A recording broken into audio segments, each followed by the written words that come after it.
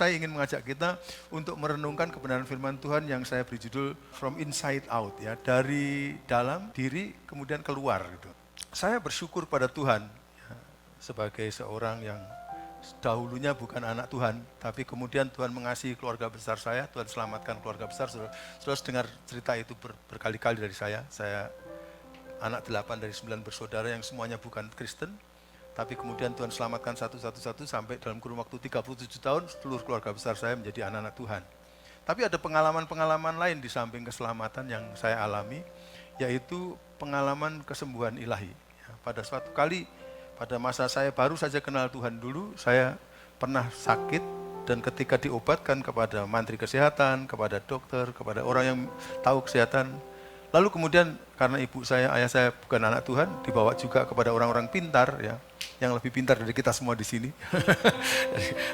Tapi ketika ditanyakan, dimintakan pertolongan pada orang pintar, itu pun tidak sembuh gitu.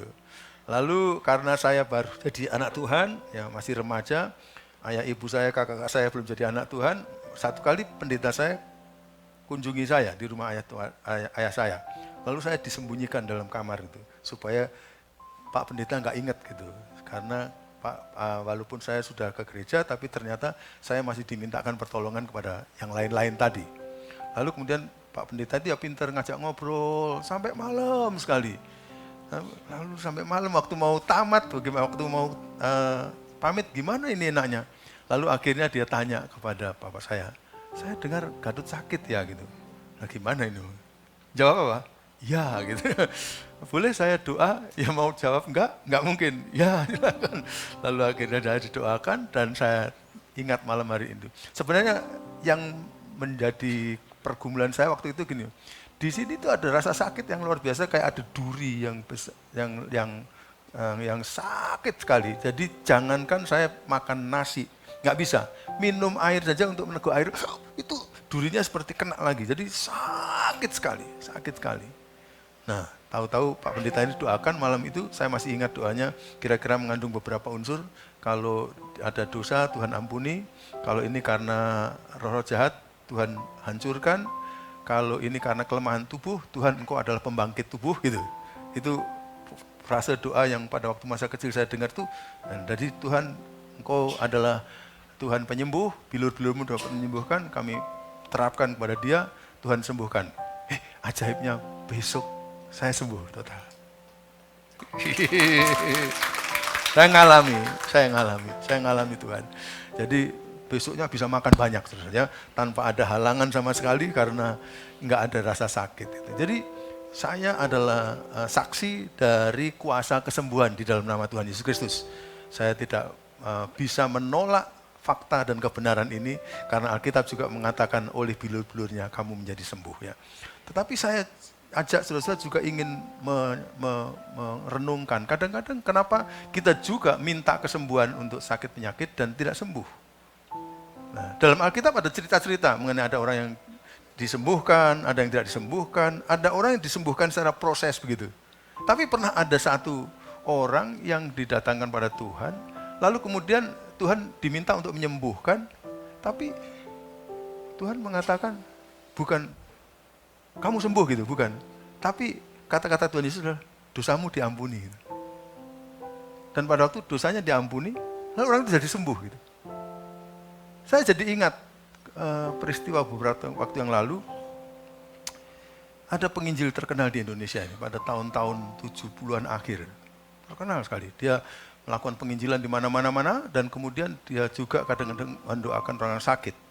Dia juga menyatakan tentang keluarga bahagia itu seperti apa. Tapi pada waktu didoakan ada seorang ibu yang didoakan sakitnya eksim pada waktu itu. Eksim itu ekspor impor ya. Eksim ya, sakit eksim itu kayaknya didoakan nggak sembuh gitu. Nggak sembuh. Lalu didoakan hari kedua nggak sembuh lagi. Akhirnya cuma 4 hari. Jadi ini gimana? Lalu akhirnya Pak Pendeta itu seperti ada feeling tertentu. Oke, tolong ini ditangani oleh tim counseling sana gitu. Lalu ditangani oleh tim counseling. Ternyata ditemukan oleh tim counseling bahwa ternyata ibu ini mempunyai rasa pahit kepada anak menantunya. Kenapa sih ibu kok selalu punya rasa pahit pada anak menantunya ya? Perempuannya itu Itu rasa kepahitan luar biasa. Sehingga akhirnya daripada dia didoakan supaya penyakitnya sembuh, tim counseling ini kemudian melaporkan kepada evangelis itu, dan kemudian evangelis itu bersama dengan mereka mendoakan supaya ibu itu ditolong sehingga dia bisa mengampuni anak mantunya. Lalu kemudian tentu yang namanya pengampunan nggak bisa langsung-langsung. Tapi itu merupakan satu proses, dia terus terngiang-ngiang oleh pesan pendeta itu. Lalu kemudian akhirnya pada suatu kali dia mengalami kesembuhan. Lalu dia cerita kepada pendeta itu. Pada zaman itu, saudara, kalau mau memberikan kabar itu harus masih kirim surat, diposkan gitu. Jadi pendeta itu sudah pergi ke daerah lain, sehingga akhirnya waktu itu oleh panitia itu dikirimkan kepada ini, dan pendeta menemukan setelah sekian bulan itu bahwa, oh, orang itu sembuh. Diberikan kesaksian bahwa, ya Pak, benar juga tim counseling Anda. Jadi ketika saya bisa melepaskan pengampunan kepada anak mantu saya itu, lalu saya menjadi sembuh. Ini kan namanya from inside out gitu. Ngerti maksud saya? Jadi di dalamnya dulu diberesin. Ternyata kalau dalamnya diberesin itu, kemudian keluar bisa mendatangkan kesembuhan. Ada penyakit-penyakit yang seperti itu. Jadi karena itu maka seyogianya kita memeriksa. Sebenarnya penyakit saya ini penyakit apa penyakit hanya luar-luar saja. Apa sebenarnya adalah penyakit yang didatangkan oleh karena dalam keluar atau dalam dan luar. Dan kiranya Tuhan akan menolong kita kalau kita menemukan itu seperti seorang dokter mendiagnose, maka batuk itu disebabkan karena macam-macam penyakit. Dan kalau bisa ditemukan sumber masalahnya, maka itu yang seharusnya dibereskan. Dan kemudian orang yang sakit di hadapan Tuhan Yesus itu jelas-jelas sakit, bungkuk gitu. Tapi Tuhan Yesus ampuni dia.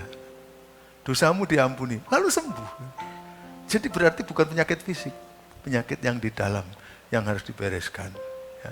Ini saya kira merupakan sesuatu yang perlu kita renungkan pada pagi hari ini. Saya ini kebetulan melayani sudah agak lama, sehingga ada cukup banyak cerita dalam pelayanan saya. Saya sementara duduk tadi, saya ingat ada orang-orang yang seperti itu. Ada seorang ini istri tokoh gereja, majelis gitu.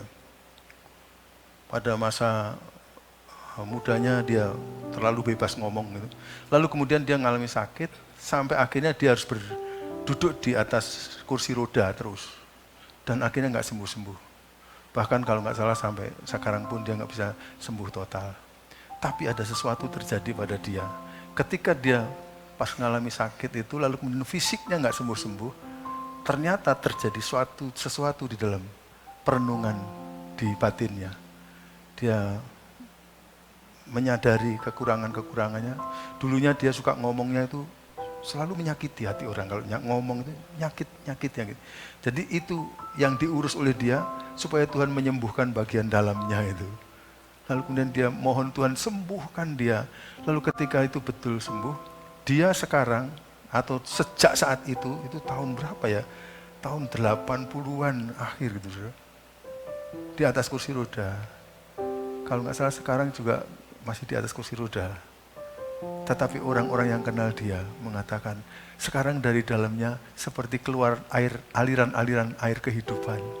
Kata-katanya itu memberkati orang. Dan itu. Lalu saya kemudian mikir, kasihan juga ya dia nggak sembuh secara fisik. Tapi mungkin dia bahagia, betul, karena raut mukanya jauh beda dengan zaman dulu, ketika penuh dengan kepahitan hidup. Sehingga sekarang katanya, termasuk kakak saya adalah dia yang menyaksikan sejak zaman masih muda dulu. Dia mengatakan orang ini dahulu tiap kali selalu menjadi batu sandungan bagi orang. Tapi sekarang menjadi berkat bagi banyak orang. Tiap kali dia ngomong, omongannya menjadi berkat. Saudara mulai menimbang sekarang. Kalau begitu lebih baik saya nggak sembuh Tuhan. Gitu. Asal saya jadi berkat gitu. Mulai nimbang-nimbang. Ada yang lain lagi ceritanya ya.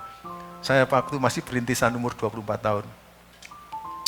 Perintisan kami ini dibuat Tuhan berhasil. Ya. Bayangkan, pada waktu saya pertama kali melayani pada Juni tahun 86, yang ikut ibadah 22. 1 tahun kemudian pada zaman itu, ini satu rumah tanpa sekat di tengah sawah. Ya. Nggak menarik sekali untuk orang datang. Tapi kemudian pada Juni 87 yang hadir 45. Setelah gereja itu dimulai 12 tahun sebelumnya. Jadi 12 tahun dapat 22, 1 tahun dapat 23. Lalu kemudian 1 tahun lagi yang hadir 80 sekian ya. Kita tahu lah, biasanya tidak seluruh jemaat biasa hadir dalam seluruh kebaktian, ya pasti ada yang nggak bisa. Jadi dengan kata lain kita bisa lihat itu. Lalu kemudian saya disekolahkan ke Filipina, 1,5 tahun kemudian digembalakan oleh teman saya, ya lebih tua dari saya. Tapi yang hadir 123 di satu ruangan yang ukuran 6 kali 8. Saudara tahu, itu nggak ada space untuk bergerak sama sekali. Ya, 123, bahkan sebagiannya harus ada di luar. Ya, kalau altar call ya pokoknya angkat tangan aja sudah sembuh di situ gitu, nggak bisa diangkat. Jadi, tapi gereja itu berkembang seperti itu. Mayoritas orang-orang yang maksud saya, ada satu keluarga yang menjadi keluarga besar dimenangkan.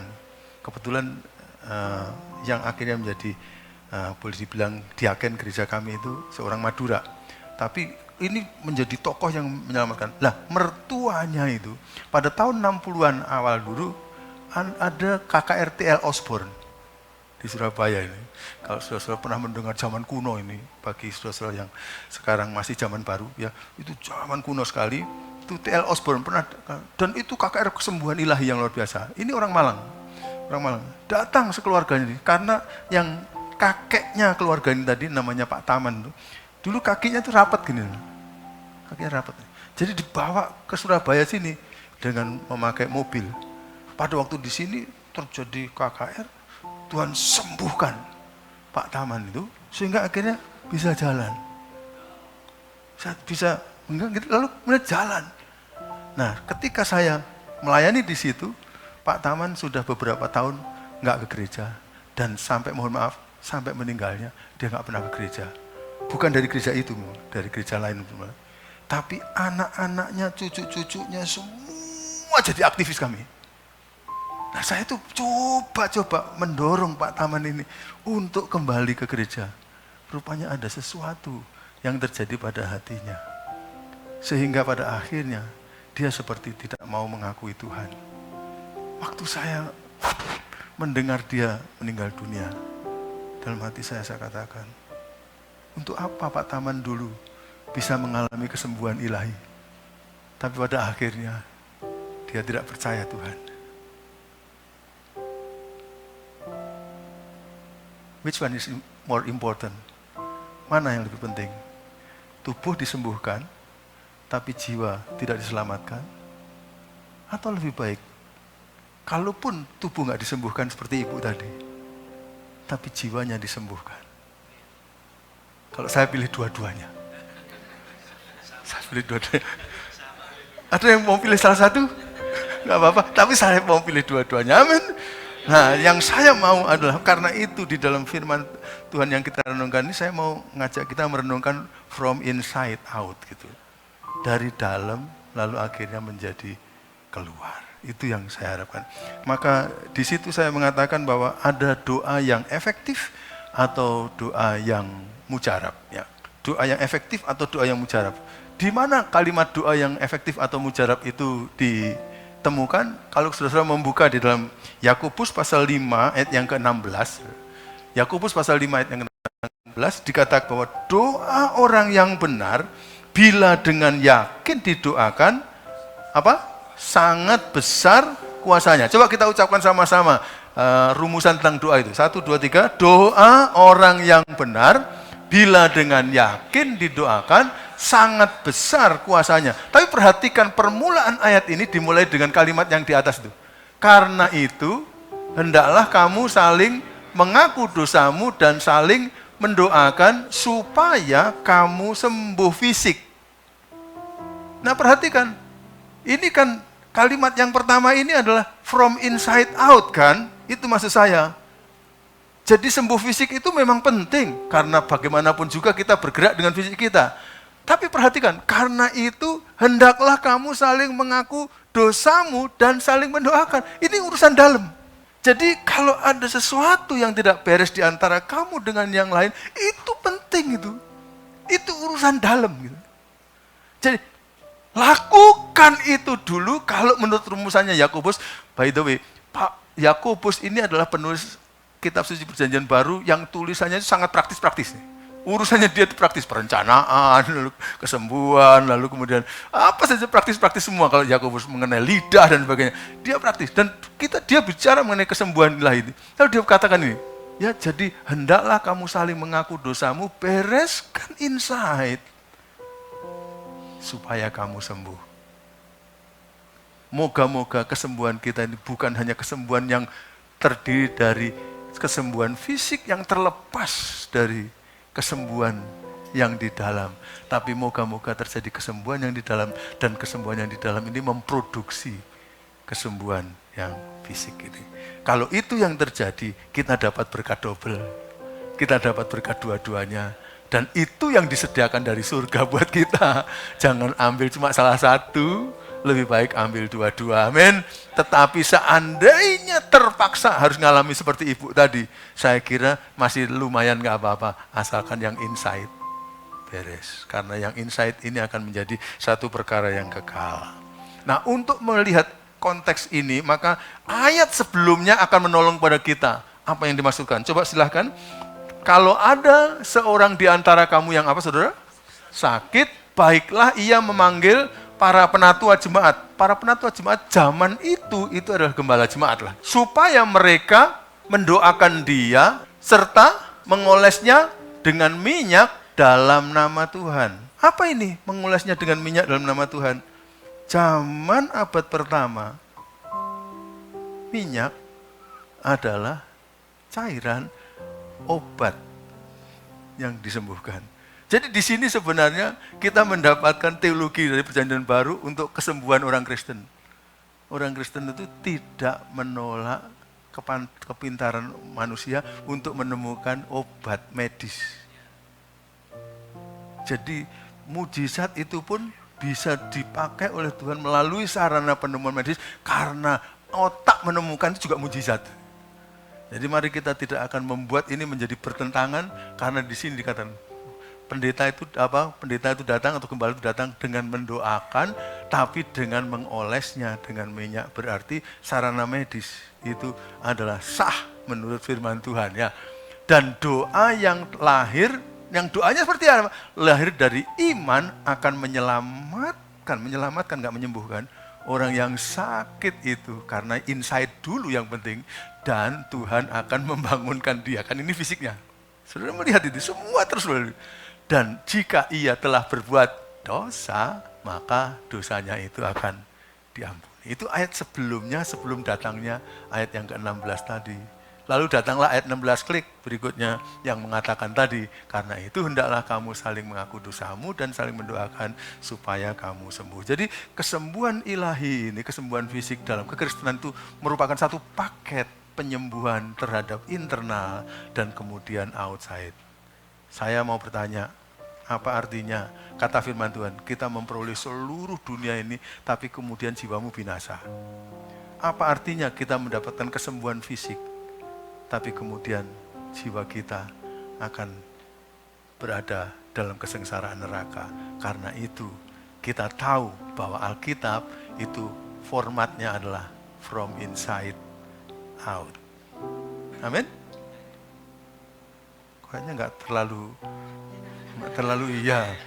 Memang betul-betul sedang mengenyam firman Tuhan ini. Amin ya. Amin. Jadi memang betul ini adalah from inside out. Itu sesuatu yang penting. Nah, mari kita sekarang pergi kepada yang saya merahin tadi. Doa orang yang benar bila dengan yakin didoakan sangat besar kuasanya. Perhatikan frase ini dimulai dengan doa orang yang benar. Saudara-saudara, mari kita perhatikan. Yakobus tidak mengatakan begini, doa yang benar dari orang. Loh, apa bedanya itu? Loh, Pak, ini firman Tuhan, kuliah Pak? Ya, enggak, bukan kuliah. Tapi coba kita pikir sedikit, apa bedanya doa orang yang benar dengan doa yang benar dari orang? Kalau doa orang yang benar, sing benar apanya? orangnya. Oh iya bener kabeh lho ya. Nah, ya. Tapi kalau doa yang benar dari orang, apanya? Doanya, artinya metodenya. Metodenya. Ya. Dan firman Tuhan bukan doa yang benar dari orang, bukan. Tapi doa orang yang benar. Jadi kalau kita mau mendapatkan doa yang mujarab berdasarkan penyakit, kalau kita mau mendapatkan doa yang efektif, artinya menghasilkan suatu hasil, maka yang pertama syaratnya, yang berdoa itu harus dalam keadaan benar. Ya itu tadi makanya, kalau ada sedang dalam keadaan bersalah, harus mengampuni dulu. Supaya yang berdoa itu dalam kondisi benar. Bahkan kemudian kalau bisa yang didoakan juga dalam kondisi benar. Karena itu, ini yang akan menolong kita untuk bisa mendapatkan jaminan kesembuhan yang total dalam kehidupan kita. Jadi doa orang yang benar itu adalah penting. Karena itu kalau kita lompat ke ayat yang ke-12, sebelum ayat 13 yang kita baca tadi, firman Tuhan bahkan mengatakan ini, tetapi yang terutama saudara-saudara, janganlah kamu bersumpah demi surga maupun demi bumi atau demi sesuatu yang lain. Tapi jika ya, hendaklah kamu katakan ya, jika tidak, hendaklah kamu katakan tidak, supaya kamu jangan kena hukuman. Apa sih? Kok urusannya mau doa untuk kesembuhan aja kok urusan sumpah? Begini, ini bicara mengenai orang benar. Kita ini kalau lagi ngomong dengan orang lain, kalau kita sampai sumpah, itu apa penyebabnya? Karena kita itu omongannya kadang-kadang nggak benar. Sehingga untuk meyakinkan sampai perlu sumpah. Tapi kalau kita ngomongnya itu selalu benar kepada orang, lalu orang itu kenal, wong iku lek ngomong mesti benar, nggak perlu sumpah.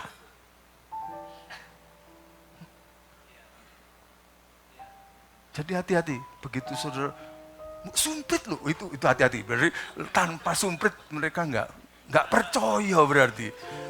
Berarti oh ini biasanya bohong ini. Jadi lek dia sumpah aku nggak percaya, lek sumpah aku baru percaya lah, itu kan parah itu. Tapi kalau kita biasa ngomongnya benar, nah ini satu ciri orang yang benar berarti omongannya itu benar. Dia integritas. Ya, pagi, siang, sore, malam omongannya sama kebenarannya. Bukan seperti orang Kediri ngomong esok dele, sore tempe gitu. Ya. Itu berubah. Nah, tapi harus benar. Kalau kita biasa menjaga hidup kita benar dalam omongan kita, berarti itu ada modal untuk kita bisa menerima hadiah kesembuhan dari Tuhan. Amin. Jadi kita membiasakan diri jadi orang benar lah ya. Jadi nggak perlu ada sumpah ya Pak. Kalau diminta negara sumpah ya sumpah aja di negara itu, karena itu kan upacara negara. Tapi kan kalau dalam kehidupan sehari-hari nggak perlu sampai sumpah-sumpah. Karena kalau kita biasa ngomong benar, kita ngomong dua patah kata orang selalu percaya. Oke? Selesai. Oh belum, yang berikutnya ya, Oke, teks firman Tuhan yang berikutnya ngomong apa? Karena itu hendaklah kamu saling mengaku dosamu dan saling mendoakan supaya kamu sembuh. Tadi sudah dikatakan, jadi supaya mengaku dosamu, supaya beresin gitu. Jadi kesembuhan ilahi itu sangat meminta supaya adanya dasar, yaitu orangnya benar dulu. Doa orang yang benar, bila dengan yakin didoakan, sangat besar dikuasai. Jadi mari kita yang pertama-tama mengkondisikan bahwa kita orang yang benar. Ayat yang berikutnya bahkan mengatakan apa? Ayat 18 sampai 19 dan 20. Saudara-saudaraku, jika ada di antara kamu yang menyimpang dari kebenaran dan ada seorang yang membuat dia berbalik, ketahuilah bahwa barang siapa membuat orang berdosa itu berbalik dari jalannya yang sesat, ia akan menyelamatkan jiwa orang itu. Jadi kalau kita mau doa untuk kesembuhan, kayaknya ini memang Tuhan mau supaya diurus dulu, benar atau enggak benarnya orang ini. Jadi kalau kita tahu itu, ayo kita bantulah. Tapi enggak usah datang dengan sebagai hakim. Tapi dikatakan barang siapa membuat orang berdosa balik dari jalan yang sesat. Jadi dengan pertolongan kita akhirnya ia akan menyelamatkan jiwa orang itu dari maut dan menutupi banyak dosa. Jadi kita perlu mengkondisikan supaya penerima semua doa kita, termasuk kita yang berdoa, berada dalam kebenaran. Dan dengan demikian, itu bagi Tuhan mudah untuk melakukan mujizat itu bagi kita. Saudara percaya, orang tua saya itu, ayah saya itu orang tokoh masyarakat dan sulit sekali diajak bertobat. Dulunya pendeta-pendeta yang bersaksi kepada dia, selalu kalau bersaksi pulang dengan mohon maaf, rasa malu karena diajak debat dan biasanya kalah di daerah Malang Selatan dan Blitar. Sehingga akhirnya satu kali tidak ada satu pendeta pun yang mau datang ke rumah saya untuk ngomong sama ayah saya. Dan pada waktu itu saya jadi, karena kami doa tiap hari supaya beliau diselamatkan. Orang tua kami, kakak-kakak kami semua. Akhirnya satu kali mentok, enggak Tuhan. Lalu kami berseru kepada Tuhan, tolong gimana ini? Kok makin jauh dari keselamatan, enggak ada firman Tuhan yang bisa masuk pada orang tua kami. Enggak mungkin anak-anaknya juga ngomong pada dia. Ya. Lalu akhirnya kita doakan. Tahu-tahu ada seorang tokoh yang sangat terkenal di Indonesia ini. Tokoh bertobat jadi anak Tuhan. Kedudukannya dia sangat tinggi waktu itu. Bertobat. Dan ini dari pimpinan kepercayaan yang lain. Lalu bertobat. Lalu kemudian dia nulis. Nah tulisannya itu dalam buku-buku itu. Sampai ke pendeta saya. Pendeta saya bersahabat dengan saya. Sama-sama suka baca buku. Akhirnya buku itu diberikan pada dia. Dan tahu-tahu ketika dia membaca buku itu sampai buku kelima atau apa. Lalu waktu saya pas kunjungi, karena waktu itu saya sekolah Alkitab, 2 tahun saya nggak bisa ngomong sama dia. Tapi tahun ketiga mulai terbuka, lalu kemudian dia mulai ngomong, memang benar Yesus orang baik gitu. Lalu kemudian nanti baca lagi, oh benar Yesus itu juru selamat, oh benar Yesus itu Tuhan, lalu benar terus Yesus itu macam-macam. Akhirnya sampai buku yang ke-17, dia takluk menerima Yesus sebagai Tuhan dan juru selamatnya. Tidak ada orang yang sedang bersaksi kepada dia. Nah, tapi karena ayah saya seorang yang dihormati, maka dia tidak gampang untuk langsung ikut ibadah. Sehingga dia akhirnya beribadah sendiri di rumah. Dilepas semua jimatnya. Lalu kemudian dia beribadah sendiri di rumah, sendirian. Lalu rupanya diam-diam dia itu menderita. Nanti pada waktu dia sudah ikut ibadah di gereja, baru dia cerita bahwa aku ini koyok ibaratnya ikan tapi dikeluarkan dari air. Seperti itu. Ikan itu mestinya hidup di air kan. Itu maksudnya dia, kalau namanya orang Kristen itu sing normal biasanya suka berkumpul dengan teman-teman Kristen dalam ibadah gini. Kalau ada orang Kristen yang nggak suka beribadah itu koyok ikan di luar air. Jadi megap-megap gitu loh, bagi dia. Enggak ngomong orang lainnya, saya ngomong tentang ayah saya ya. Itu ayah saya. Jadi saya pengen sekali untuk bergabung dengan orang Kristen. Tapi kok enggak ada alasan untuk membuat saya melangkahkan kaki ke gereja. Seorang tokoh tahu-tahu datang ke gereja, terus nanti tanya, kenapa kok gitu? Ya aku pokoknya wis percaya ini, kayak kurang bagus. Lalu akhirnya karena dia sudah membaca kitab-kitab Injil, dia melihat bahwa Tuhan Yesus menyembuhkan segala macam penyakit. Lalu akhirnya ayah saya katakan, Yesus kok nggak ada alasan buat saya menjejakkan kaki ke gereja. Kalau begitu, ya nggak apa-apa. Yesus kok kan bisa menyembuhkan segala penyakit. Kalau jalannya adalah sakit penyakit, ya beri saja saya penyakit gitu. Tahu-tahu ayah saya tidak bisa kencing. Jadi seperti ada batu. Lalu yang kedua, dari telinga ini keluar cairan yang berbau busuk, lalu mati separuh. Jam saya habis ya? Ya, mati separuh. Ya, saya lihat sudah sedang memperhatikan sekali. Ya, lalu mati separuh. Lalu pada waktu mati separuh, lalu akhirnya semua kami sedih. Waduh, sakit seperti ini. Tapi dia senyum gitu. Lalu dia satu kali minta kakak saya laki-laki nomor 3 mengantarkan dia pergi ke lurah. Lalu kemudian dia pergi ke lurah dan kemudian dia ngomong sama lurah, apa ada hukum yang melarang orang memeluk agama lain gitu? Ya enggak ada Pak di Indonesia gitu. Karena lurah ini tahu ayah saya ini, mohon maaf agak pinter gitu, jadi maka dia jawabnya hati-hati. Enggak ada hukumnya, enggak ada. Karena kalau dibilang ada nanti dia akan tahu pasalnya dan minta pasalnya dan sebagainya. Tapi enggak ada Pak. Gitu. kenapa tuh Pak tapi gitu? Enggak, aku ini loh gini. Lalu dia cerita, saya itu kan sakit. Kamu tahu kan saya sakit 3 ini.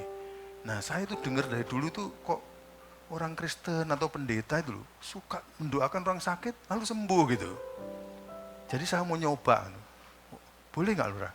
Ya boleh Pak. Nah, enggak kan dia harus ngobati ayah saya. jadi ayah saya pintar juga. Boleh gitu. Boleh Pak, boleh. Lalu cuma Lurah, kamu tahu saya di kampung kita ini sebagai orang baik atau enggak baik? Pak, semua orang tahu Bapak itu orang baik. Jadi salah satu ciri orang baik, Lurah, menurut saya adalah tahu berterima kasih. Ini kemana Pak maksudnya? Enggak, gini. Kalau nanti saya sembuh, saya harus mengucapkan terima kasih. Oh ya enggak apa-apa Pak. Cuma bagi saya, sakit saya 3 ini. Bayangkan loh, mati separuh loh ya. Lalu kemudian enggak bisa kencing, lalu kemudian dari sini keluar seperti nanah yang berbau busuk. Yang setimpal dengan itu, berarti ya aku melok Kristen gitu. Loh, kok gitu? Akhirnya Lurahnya bilang, loh gimana Lurah? Katanya tadi nggak ada hukum yang melarang gitu. Iya, tapi kok ke situ Pak ya? Lalu Lurahnya bingung, lalu mendengar. Tapi tolong Pak nanti pastikan ya, umumkan kepada orang bahwa bukan karena saya Pak ya, jadi itu keputusan Bapak gitu ya. Iya, tapi pokoknya nggak ada hukum yang melarang dan saya akan lakukan itu. Lalu dia minta didoakan oleh pendeta, ya lalu dia minum jamu biasa yang biasa diminum tiap hari. Tapi didoakan pendeta dulu. Lalu kemudian tahu-tahu ayah saya itu biasanya kalau siang itu tidak biasa tidur di dalam rumah. Biasanya tidurnya di luar karena bagi dia kalau orang siang-siang tidur di rumah itu pemalas gitu. Ayah saya rajin minta ampun. Ya. Jadi ya kalau saudara-saudara tidur di dalam pada siang hari bukan kategorinya ayah saya, saudara. Tapi bagi ayah saya itu malas itu. Tadi harus tidur di luar. Lalu siang itu panasnya minta ampun. Dia nggak kuat tidur di luar. Dia tidur di kamar tidurnya di dalam. Nah, rumah kami besar dan pada waktu itu anak-anaknya sudah pergi. Maksudnya punya rumah sendiri-sendiri, tempat jauh. Hanya ada ibu saya yang jaga toko di depan, rumah paling depan. Jadi pada siang hari, tahu-tahu setelah tidur, dia rasa pingin kencing. Sudah lama nggak bisa kencing. Tahu rasa kencing, panggil ibu saya, bu, gitu. Tapi tidak dengar. Karena tidak dengar, akhirnya sudah nggak kuat dia. Lalu pada tahun 64 ayah saya mengalami kecelakaan sehingga kakinya pincang. Dia nggak sanggup lari ke kamar mandi. Sehingga akhirnya di situ langsung, sudah berapa lama itu dia nggak bisa kencing. Langsung kencing keluar. Wah! Siang itu. Terus nanti beberapa waktu kemudian ibu saya yang cek, loh apa ini? Gitu. Nah tadi tak panggil kamu nggak datang, nggak dengar aku gitu. Ini tadi aku kebelet kencing. Sudah berapa lama saya nggak kencing. Akhirnya, lalu ditunggu, tolong jangan diapa-apakan, ditunggu. Kan di sana anginnya kenceng kan. Dan anunya panas, jadi cepat. Ternyata ada hamparan pasir, pecah. Lalu ini mampet, lalu tangan kaki digerakkan. Hanya dalam hitungan 10-15 menit sembuh.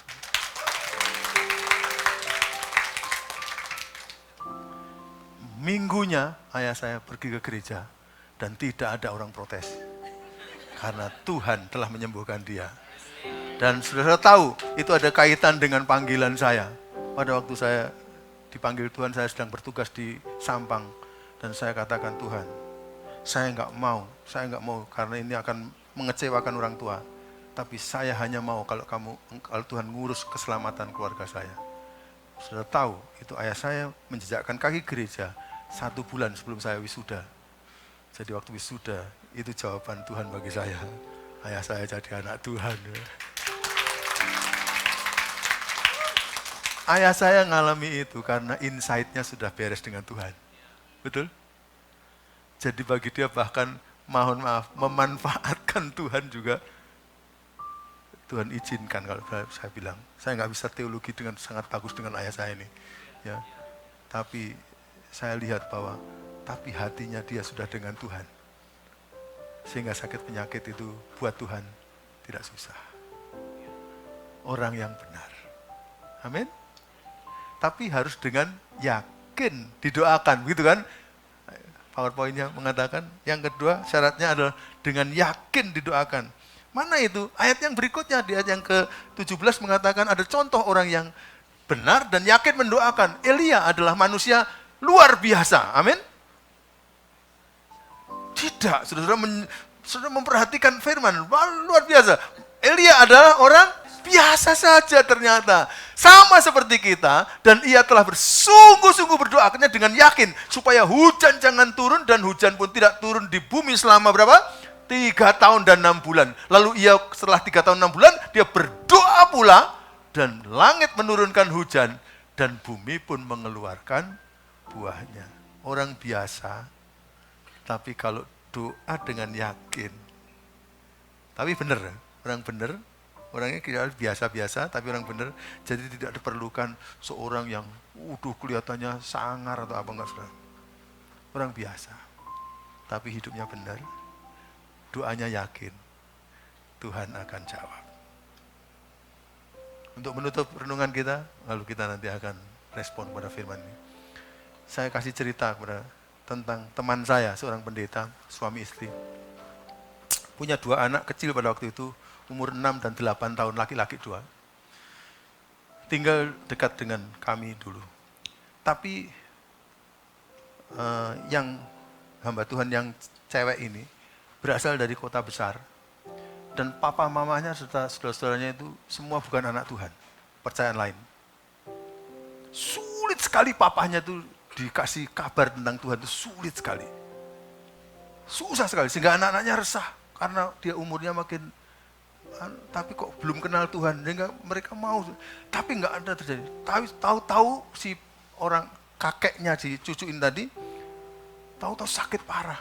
Dilarikan ke rumah sakit, ternyata rumah sakit menyatakan, wes kasih saja apa yang dia mau, karena menurut kami kira-kira tinggal 4 atau 5 hari saja. Wih, keluarganya panik, luar biasa. Keluarga teman saya pendeta ini juga, waduh gimana ini? Tapi kemudian dia memutuskan pada hari kedua atau apa itu, mereka sekeluarga kunjungi ke kota besar itu. Dan pada waktu sampai di kota besar itu, akhirnya mereka mendoakan engkong. Lalu didoakan. Waktu teman saya pendeta itu, suami istri, selesai berdoa. Saudara-saudara, biasanya pendeta berdoa rada panjang ya saudara. Selesai berdoa, anaknya 2 yang umur 6-8 tahun, yang sangat suka Alkitab, di sekolah minggu sangat rajin, ini belum selesai berdoa, bahkan berdoa dengan sungguh-sungguh. Kesungguhannya bukan hanya keluar dari air mata, mohon maaf, sampai berkeringat, dua-duanya. Tuhan sembuhkan engkau, Tuhan sembuhkan engkau kan. Lalu mulai dikutip, Tuhan Yesus menyembuhkan di pelajaran sekolah minggu itu. Dikutip, Tuhan kau sembuhkan. Lalu, kau pasti sembuhkan engkau. Lalu aku doa agak panjang, semua menyaksikan aja, setelah lama selesai. Kemudian agak sore, akhirnya keluarga ini minta pamit, pergi lagi ke tempat kami, ke kota kami. Pada hari kelima, ada berita mengejutkan. Engkong itu sembuh. Tapi waktu Kong itu sembuh, Kong itu ngumpulkan semua yang sedang menyaksikan di situ. Kan pada hari keempat atau kelima kan, mestinya kumpul untuk memakamkan. Tapi sembuh total. Kumpul semua, lalu Kongnya ngomong gini, wes, saiki boleh pulang katanya dokter. Tapi aku gak mau pulang dulu. Bawa aku ke rumah itu, cucuku itu. Gitu. Bawa, saya rombongan besar pergi ke kota kami ini. Dan mereka kumpul di sana. Dan di depan, ayo semua kumpul, kelingkar. Lalu engkongnya ngomong,